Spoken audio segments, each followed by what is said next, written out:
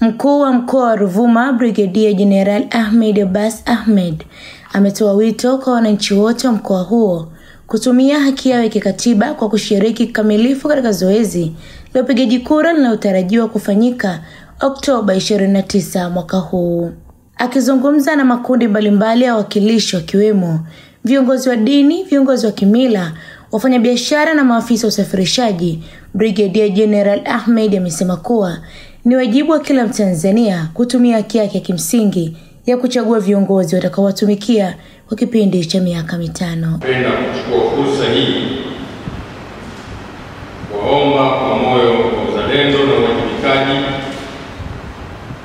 kujitokeza kwa wingi kushiriki zoezi la kupiga kura litakalofanyika tarehe 29 Oktoba mwaka huu,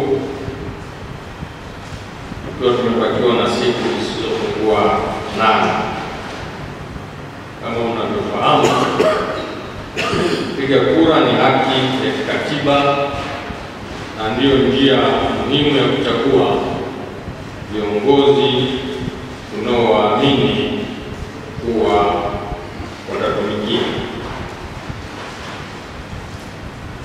wananchi wote wa mkoa wa Ruvuma kujitokeza kwa wingi tarehe 29 ili kupiga kura kwa amani na kuendelea kuilinda amani hii ya nchi yetu ambayo ikitoweka hakuna atakayekuja kutusaidia. Aidha, amesisitiza kuwa serikali kupitia vyombo vya ulinzi na usalama vimejipanga kikamilifu kuhakikisha kuwa uchaguzi unafanyika katika mazingira ya amani, utulivu na usalama kabla, wakati na baada ya zoezi hilo muhimu la kitaifa.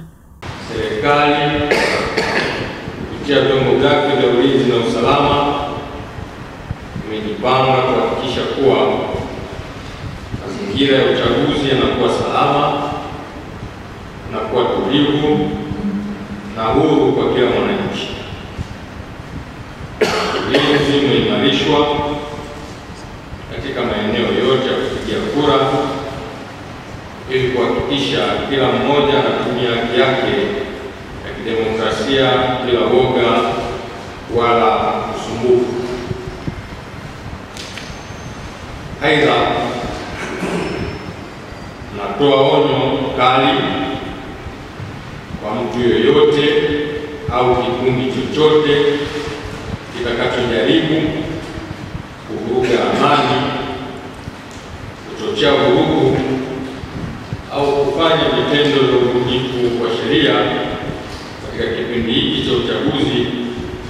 Serikali haitasita kuchukua hatua kali za kisheria dhidi ya wanaohusika kwa lengo la kulinda amani, utulivu na usalama wa wananchi wote. Kama mnavyofahamu, mkoa wa Ruvuma ni miongoni mwa maeneo yanayojivunia utulivu na mshikamano wa kijamii.